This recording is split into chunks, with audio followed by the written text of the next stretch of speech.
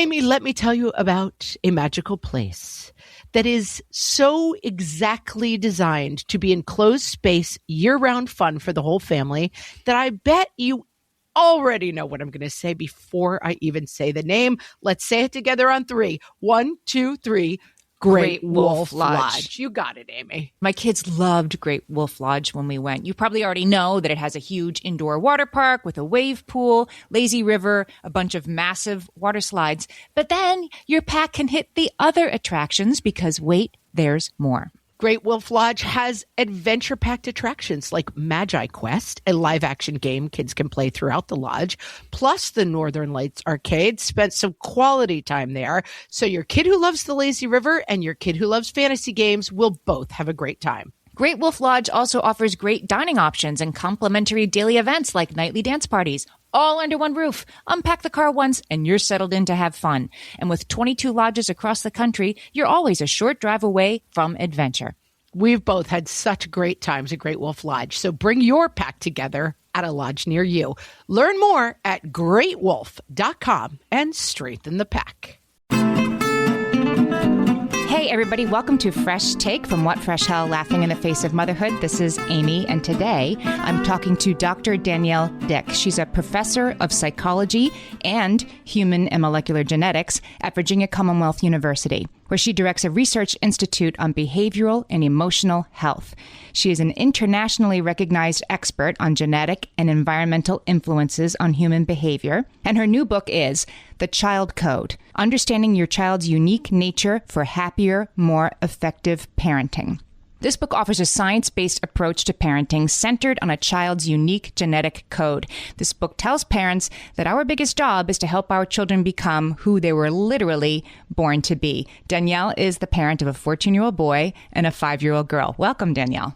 Thanks so much for having me. I'm excited to be here. I love research. I'm the nerd of this podcast, so this was so fascinating. I can't wait to unpack this with you. So where the book starts, if there's one thing we believe, right, when we become parents, is that it's up to us for this to work out or not, right? Our roles as parents are crucial. They're critical. And that's all we got. We better not mess this up. But the truth, you argue, is actually much more complicated. Yes. So as you said in the intro, my background is that I studied genetic and environmental influences on human behavior. And a lot of my research is on kids. And so I knew that my research was super helpful in raising my own son, but I saw that so many of my smart, accomplished other mom friends were putting so much pressure on themselves and worried so much about their every single decision. And, what I knew was, okay, the research suggests that's not really, we're putting too much pressure on ourselves. We don't need to worry so much, because the bottom line is a lot of our kids' behavior is influenced by their genes, right? They've already got a lot of what they need for growth and development coded within. And so I sort of, remind parents of, think about like when you were pregnant, that you did things to try and help your child grow and develop, right? You tried to eat healthy and you probably tried to keep your stress down. But you were not thinking, oh my gosh, I have to attend so many prenatal yoga classes or else my child will not develop arms, right? Or like, right. If only I eat a perfect diet, then my child's going to get an extra arm. We just, basically our job is, don't mess it up, right? That they have their little genetic code that's helping them grow and develop. And really what we want to do is just provide good environments to support that. And it's like as if once they're born, all of a sudden we're like, okay, now it's on us, game on. And traditionally, there's been lots of studies that do show that parenting practices do influence children's behavior. You argue that the studies are sort of misinterpreted, though, to sort of over-engineer for parents influencing behavior as the only explanation for what's happening. Can you explain how it's much more complicated than that? I want to be clear that I'm not at all saying parents don't matter. Of course parents matter, right? Parenting and what we do with our children is very important. But what the research shows is that genes also really matter. And that, I think, is the big message that isn't getting out to parents. And I think that's been because parents think like, Well, if it's all in their genes, then, I'm in the trenches. I'm the one who's every day having to deal with like, how are we getting out the door to school? And how am I going to handle, temper tantrums? And like, what do you mean I don't matter? Of course I matter. I want to know what I can do about it. And really my message is we put too much pressure on ourselves by thinking it's all us and not recognizing that a lot of kids' behavior is influenced by their genes.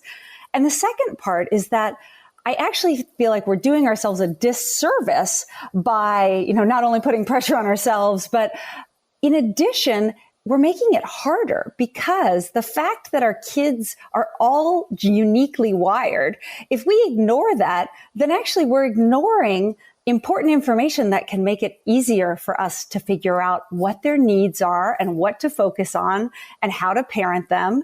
And so we can kind of, tailor our parenting to what our child's needs are by recognizing all of our kids are different and they need different things. So by understanding how your child is wired, you can know more about what their needs are and what kind of parenting practices are likely to be most effective and that you can focus on.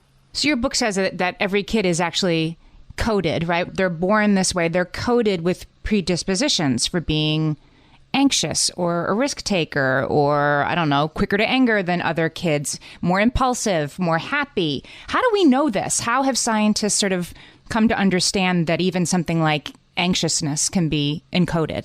There have now been hundreds, thousands of studies that show how important genes are in human behavior. And the way that we figured this out is that a lot of all the child development literature and the parenting advice that's out there is focused on studies of parents and kids. And what they find is that parenting is related to kids' outcomes. And they go, aha, okay, parenting practices must be shaping the kids' outcomes. But the piece that's missing from that is that, of course, parents and their biological kids are also sharing genes, right? And so, an example that's used all the time is parents that have a lot of books in their house, right? Their kids tend to be better readers.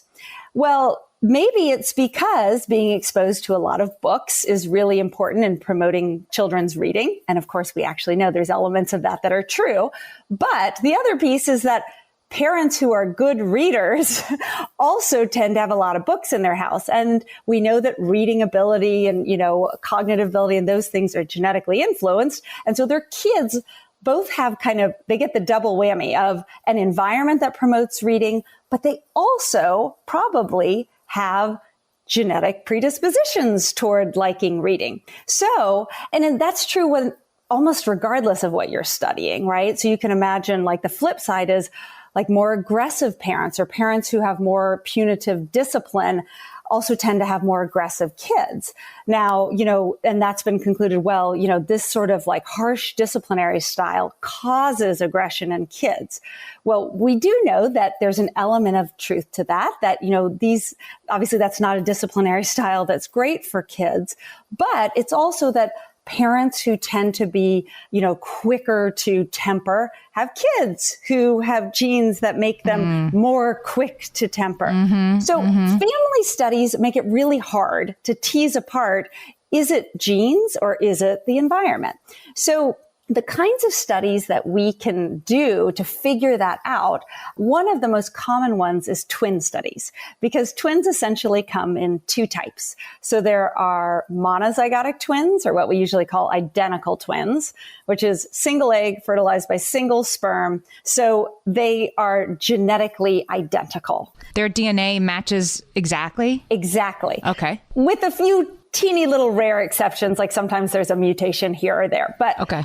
With that small caveat, yes. So some of you may remember, I think it was back in the 80s when they cloned Dolly the sheep, and there were all the articles about like Goldilocks alert. Oh yeah, exactly. Are humans next? Are humans next? We're going to be cloning humans. Well, the reality is we have clones all over the planet right now, and they are identical twins. And then the other type of twins are fraternal twins, or what we call in science dizygotic twins, meaning two eggs fertilized by two sperm. So they are sharing the same amount of genetic material as ordinary siblings, about half, but they just have an intrauterine environment that's shared. And of course, they're age matched. So what we can do is compare these different types of twins who, when they're raised together in the same home, essentially what you have are two age-matched and potentially sex-matched siblings, same parents, but they differ in that some of these types of twins are sharing more DNA than other types. So if we think something is genetics, let's start with actually, if we think it's all parenting, and for example, we're studying, do parents who have alcohol problems, does that lead their children to be more likely to drink early? Then we would expect that regardless of whether you are sharing all of your genes or half of your genes with your sibling, all the kids being raised in homes where, say, parents have alcohol problems are going to be more likely to have alcohol problems, right? That it wouldn't matter how much genes you share with your sibling as to how similar you are or not. But if it's partly genetic, if something is partly genetically influenced, we would expect identical twins to be more similar to each other on the outcome than fraternal twins. Right. Because they share all of their genes. The DNA, and fraternal twins just share half on average of their DNA. So we can study anything you're interested in. And there have been thousands of studies. They have studied everything from impulsivity to clinical disorders to happiness to likelihood of getting a divorce. Anything you can think of, you can go out and you can measure it in identical twins and fraternal twins and see how similar are identical twins and how similar are fraternal twins. And if identical twins are more similar than fraternal twins, it suggests there is a genetic component to this. If they're equally similar, it suggests, okay, it's just familial influences that are impacting this. So that's one of the big ways that we can figure out, how genetically influenced something is. And there's variations on this, right? So there's identical twins that are also separated at birth. So now what you have is, the same genotype, right? The same kind of genetic individual, but being raised in different families and in different environments. Yep. And they've, brought them back together as adults, and they actually find that they are almost as similar to each other as identical twins that are raised together in the same family. I've definitely seen that 60 Minutes segment, totally. Right? Where it's like, you hate pickles, I hate pickles, whatever it is. They have remarkable, weird, specific things. Yes. Yeah. I learned something from this book. I am not a scientist, but I love research. And I had never really understood this until I read it in your book. So a child gets 50% of the DNA from its father and 50% from its mother. Like, I understood that. But which 50% can totally differ from child to child? That blew my mind because I never really understood that. So somebody might get their father's brown eyes and somebody might get his risk-taking or something. It's not the same 50%. And that's why siblings tend to be more similar to each other than two random people, right? Because their genetic material got picked from the same genetic pool if they have the same two biological parents, right? But like you said, what 50% of those DNA variants they get from each parent can be random. And that's why sometimes they end up really similar and sometimes they end up really dissimilar. And in fact, we often talk about that parents are very often environmentalists until they have their second child, meaning, you have your second child and you're like, wait, I'm doing all of the same things and this person is not responding in the same way. Like, what's going on here? And, I think if you can set aside all that research, to my mind, that's one of the most powerful things as a parent to remind ourselves, okay, yes, do we play an important role in our children's lives? Absolutely. But are we shaping these little beings from scratch, right? Is it sort of the world is your oyster in terms of what you want your child to be?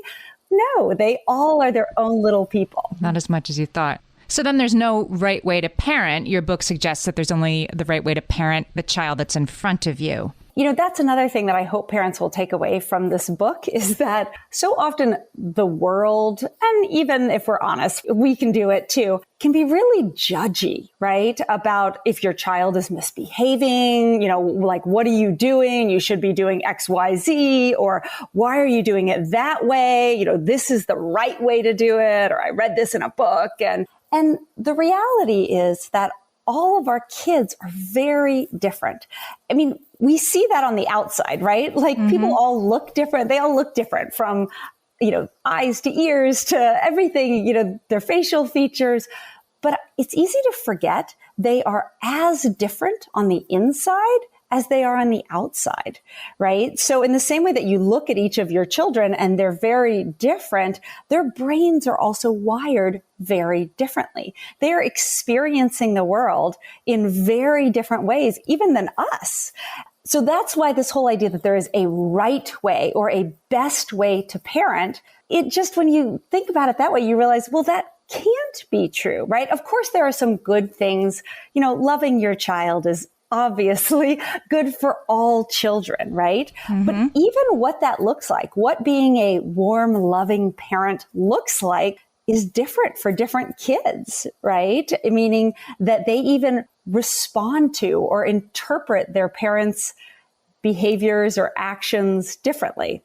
And so one kind of concrete example is you can think about, you can say a harsh word or, give like one child a stern, like you better stop that kind of look. And, it could move one child to tears or stop them in their tracks. And another child is like, meh, like not fazed by it. Right. Yeah. And you're doing the exact same thing. And yet they respond to it very differently. So, that also then reminds us, okay, well, if we're trying to get our children to behave in certain ways, right, or we're trying to nurture them, that we need to take into account their unique little temperaments, right, to figure out what is best for each of our children. Let's take a break. When we come back, we're going to talk about how we do that and how we figure out what is underlying each child's unique predisposition. For some of us, tax season is one of the only times that we look at our finances fully. And once it's over, well, that was terrible. And it is completely understandable not to want to think about it for another whole year. But using Monarch and being intentional with your finances in an ongoing way helps you see where your money is going and how you can put your refund to best use. We are here to tell you, simplify your finances with Monarch. Monarch is the all-in-one personal finance tool designed to make your life easier. It brings your entire financial life, budgeting, accounts and investments, net worth, and future planning together in one dashboard on your phone or laptop. Feel aware and in control of your finances this tax season and get 50% off your Monarch subscription with code FRESH. As you know, my husband and I are preparing to send, 3 kids off to college, and I cannot tell you how helpful Monarch has been in showing us our full financial picture, helping us to track our spending and reach important savings milestones. Our weekly meeting, Amy, it's now run by Monarch. Love it. Achieve your financial goals for good with Monarch, the all-in-one tool that makes money management simple. Use code FRESH at monarch.com for half off your first year. That's 50% off at monarch.com, code FRESH. At DSW, we ask the important questions, like, what shoes are you going to wear? Whether you're prepping for wedding season, festival season, or just planning the ultimate vacay, the right shoes can make or break an RSVP. So own the moment. You've got big plans, and we've got just the shoes. At the perfect price, of course. Get ready to get ready with Designer Shoe Warehouse. Head to your DSW store or DSW.com today and let us surprise you. We're back. We're talking to Dr. Danielle Dick, and her new book is called The Child Code. Danielle, you say that there are sort of 3 things that underpin each child's unique predisposition. So first we start from like, okay, my kid is unique and I can help shape them, but they are who they are.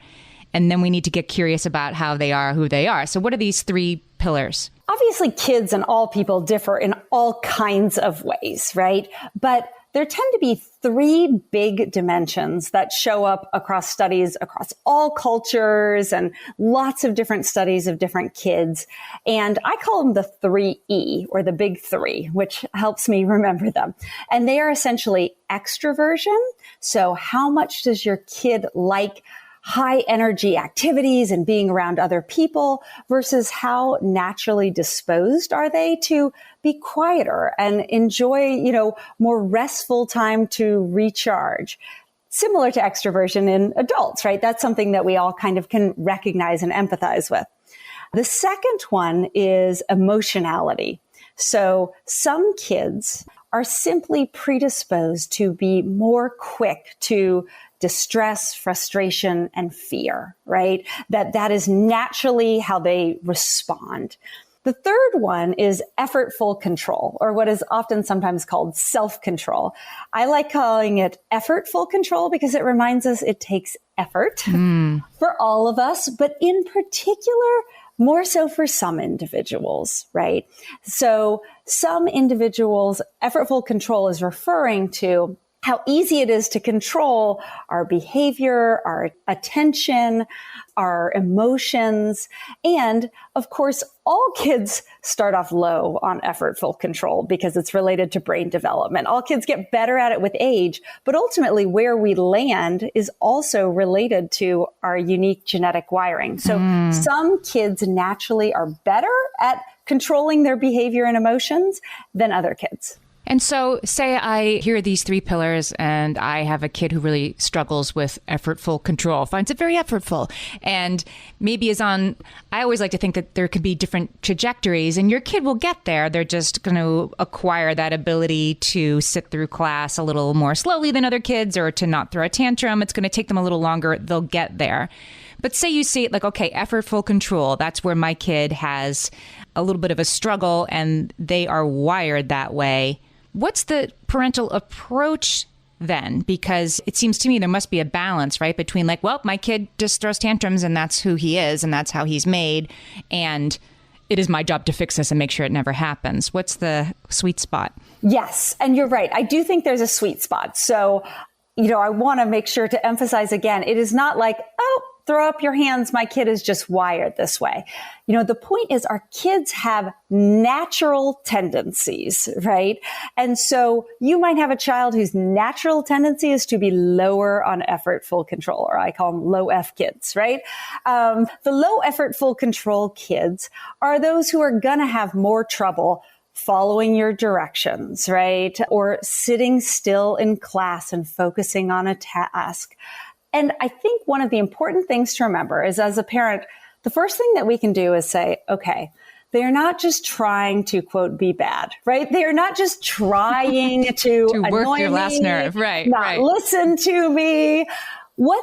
That their brain is wired that way, right? Like they are wired to be, more impulsive, more risk-taking. And by the way, those are not necessarily bad things. Yeah. CEOs are higher on risk-taking. Fighter pilots are higher on risk-taking. Entrepreneurs are. But it also makes it harder for us as parents when we have these, more risk-taking children who have lower self-control. So I think then our role as parents is to recognize, okay, this is the way my child is more naturally wired. It is not that they are just trying to not listen to me, right? That they are just predisposed to be that way, for it to be harder for them.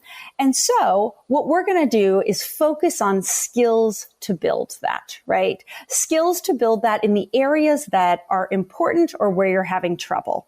So for example, and I talk about different strategies in the book for building more self-control with kids who are naturally lower. And basically, a lot of self-control comes to stopping things that we want to do but shouldn't do, or starting things that we don't want to do but should do, right? And so that's the whole That sounds like being a grown-up. It is, right? I mean, that's the thing.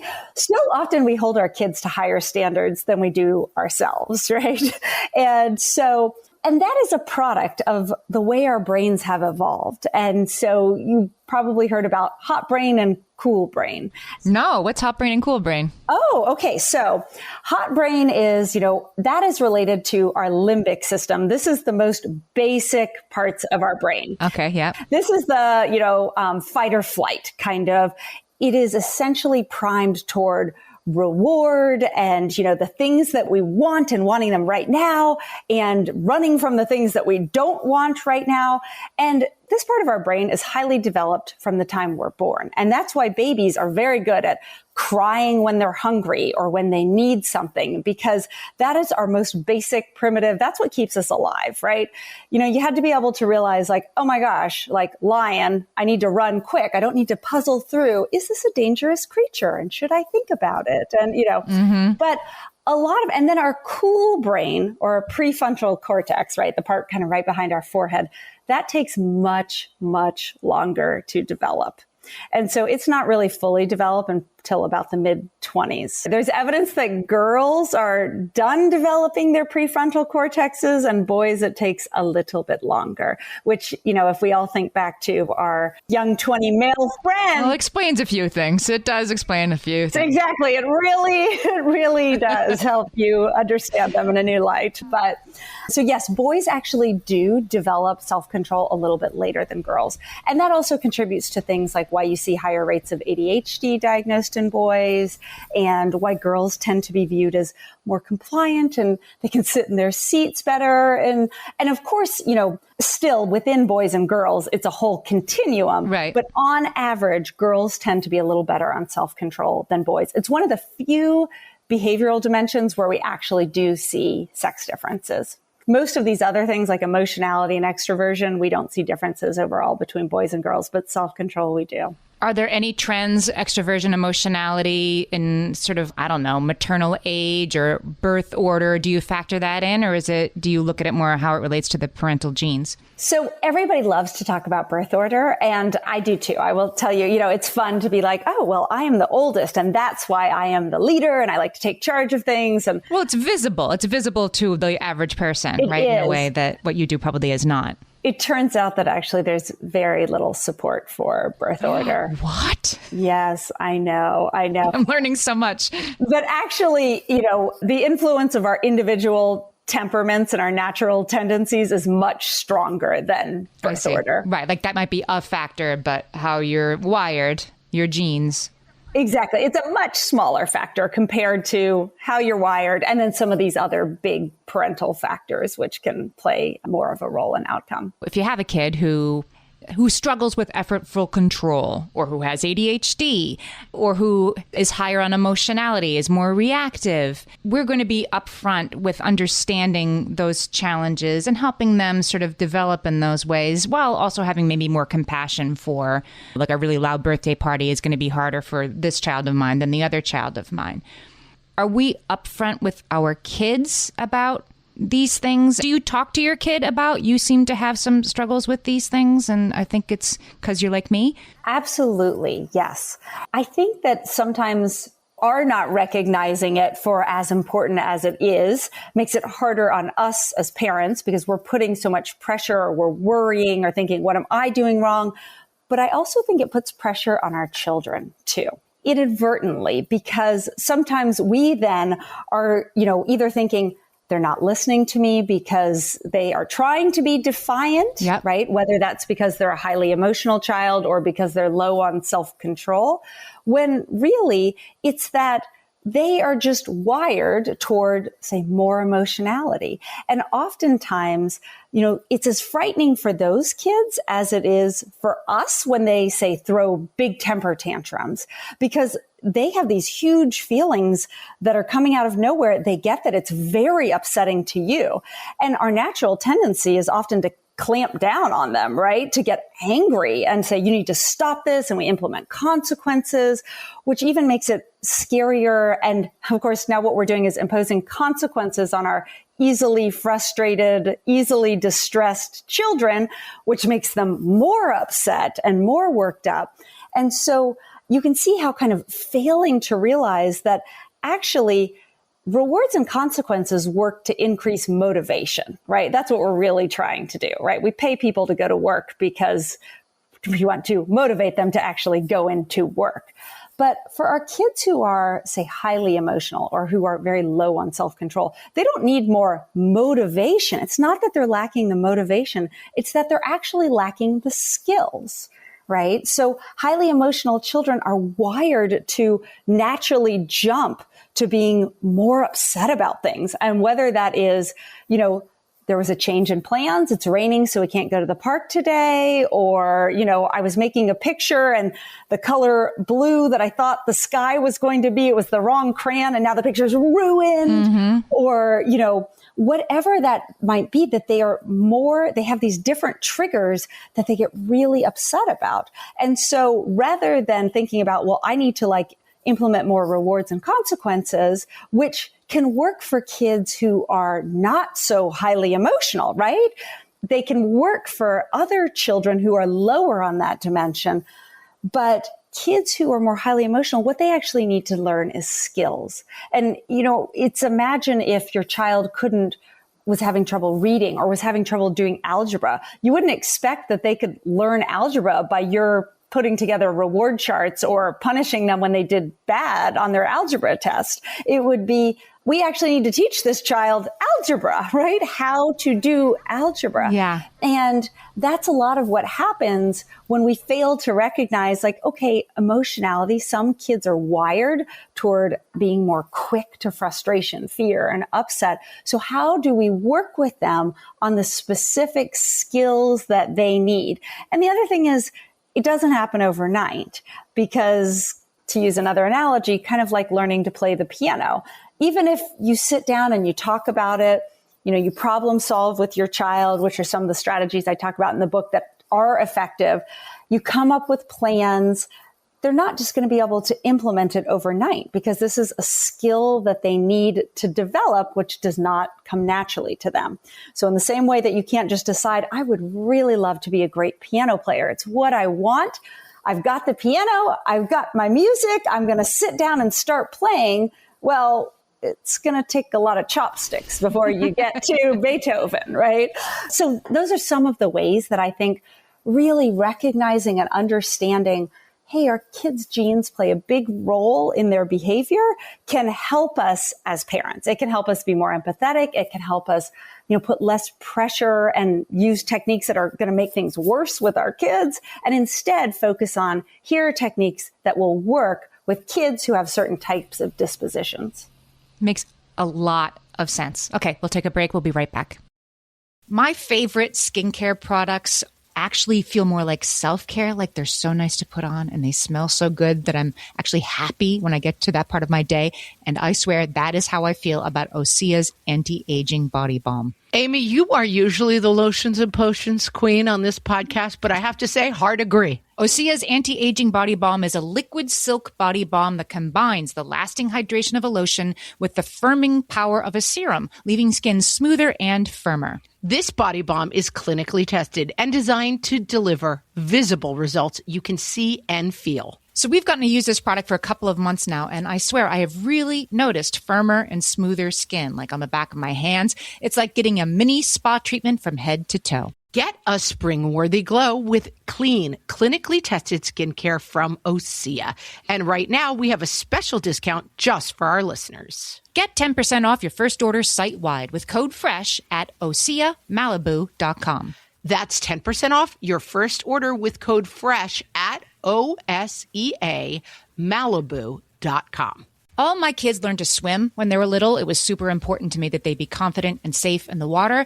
There was only one problem with that: taking them to swim lessons. I mean, the pools were freezing. There were always cranky adults doing laps right there. And it was definitely not, for any of us, what you would call fun. Amy, heard. But now there's Goldfish Swim School. Goldfish takes a really thoughtful approach to swim lessons, combining research-based teaching with a warm, kid-friendly environment that actually helps kids thrive in the water. Every detail at Goldfish is thoughtfully designed to create a golden experience, from shiver-free, warm indoor pools to comfy waiting areas for parents to professionally trained lifeguards on deck. Goldfish uses an approach called the science of swim play, which combines guided play with proven teaching techniques to help kids learn to swim, build water safety skills, and gain confidence, all at their own pace.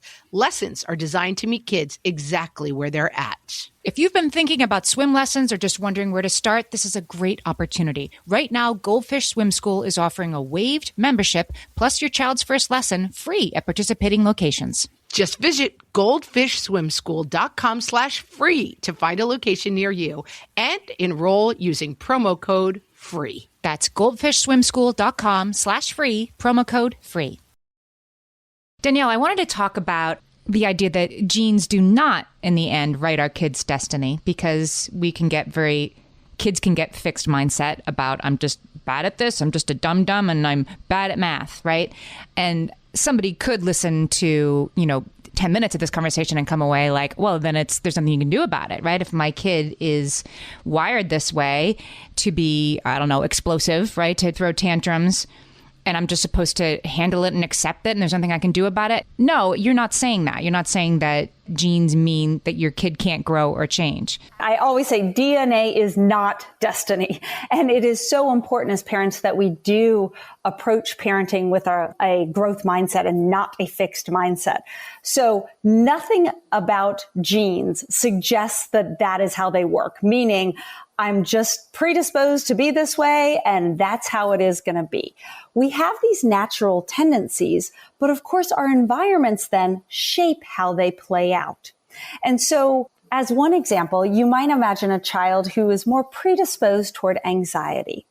And there are different ways then that the environment can shape how that unfolds. And so, for example, we know that there are environmental strategies which are effective at helping kids reduce and manage their anxiety. Namely, we want to expose them in small doses in ways that they can get comfortable and learn to manage their anxiety and see that things are okay. And then we slowly build on that. But if you try and throw them into the deep end of the pool and just say we need to get over it, well, that's not going to work. And if you say, oh, well, my child is just naturally fearful, so that's the way it is, we won't go anywhere. Exactly. I'm not going to try because they get upset, then that's not good for them either. And so really, all I'm saying is genes matter. And so we want to understand our kids' natural tendencies so that we can then apply the strategies that are going to be most useful and helpful for our kids. Do you think that behavioral science and people who study parenting are coming to understand this a little more and not sort of... I want to bring up an example you talked about in the book because I thought it was fascinating. I think everybody has heard the story that autism was at one time blamed on so-called refrigerator mothers, that these mothers didn't show sufficient warmth towards their children, and that caused the autism. And obviously that's not true, but you explained how observing mothers of autistic children might have shaped that idea. I think that part of the reason that the idea that genes play such an important role in our kids' behavior doesn't make it into mainstream is because it makes parents feel like, oh, is there a worry? Does that mean there's nothing I can do? Well, that's not a message I want to hear.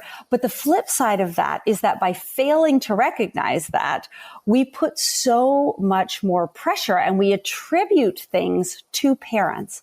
And so, as you mentioned, historically, autism, schizophrenia, candidly, most all behavior problems were blamed on parents, and it was usually mothers, right? And the mother, right. And in fact, when they observed kids who developed autism and mothers, what they found is that, in fact, mothers were interacting less with their children. They were smiling at them less. They were picking them up less. And they went, oh, well, it must be this cold, withdrawn mothering style that's causing autism.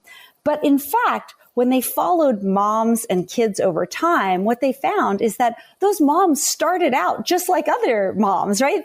They were picking up and smiling and playing with their children. But when your child doesn't at all respond to that, when they seem to not care, and in fact, sometimes it might be upsetting to them, you do less of it. And so there have now been a ton of studies which show that actually our children's behavior drives our parenting even more than our parenting drives our children's behavior. Because oftentimes what we're doing is we're responding to the way that our children are. And the problem is that sometimes that can lead people to think what that parent is doing has caused the behavior when actually it's a result of the behavior. Mm-hmm. And so I'll give you another example, which is one that happens all the time still, I think, which is you see a child throwing a huge fit in public and you see that parent, seemingly not making what you think is a big enough deal about it. They aren't clamping down. They're not stopping that behavior. They're not punishing the child, Yeah. And so often we have that, that parent needs to, insert your favorite parenting advice here. But really what we found is that actually, we know that in the moment, children, when they're highly dysregulated, that actually clamping down on the behavior or trying to use that as a teaching moment or trying to impose consequences in the moment actually makes the behavior worse, especially for these highly, emotional children that are prone to upset. If you now try and clamp down, they're just going to get more worked up and more upset. And so oftentimes what that parent learns over time is, I just need to manage this in the moment, right? I need to not get my child more upset. And so they are actually responding in a way that they have learned is effective for managing it in the moment. For that child, right. To manage that child in that moment, right. But other people look at it and say, permissive parent. That is why that child acts out, because that parent doesn't do anything when they throw a fit. And it's a really common mistake. And that's also why, as parents, when our child is throwing a fit, I know I certainly, have felt that feeling of, oh my gosh, I feel like I'm being judged by other people around me. And I hope that by getting the word out and people understanding, actually, no, some of these kids who are just more dysregulated, it's not that the parent is doing anything wrong. And in fact, when they are managing it in the situation, that's actually the best thing that they can do. They need our support, not our judgment. Mm-hmm. Heaven knows that's true. We've been talking to Dr. Danielle Dick. Her new book is The Child Code, Understanding Your Child's Unique Nature for Happier, More Effective Parenting. Danielle, tell us where we can find you and your book. You can find me at danielledick.com. There's information about the book. There's additional resources for parents. And there is a link to the book, which is also at thechildcode.com. And you can purchase it online and get free instant parenting manuals or at bookstores anywhere. I loved this book because it combines the science and research that I love with actually actionable techniques that you can use with your own kids to make, your life a little happier and easier right away. I loved this book. Danielle, thanks for talking to me today. Thanks so much for having me, Amy.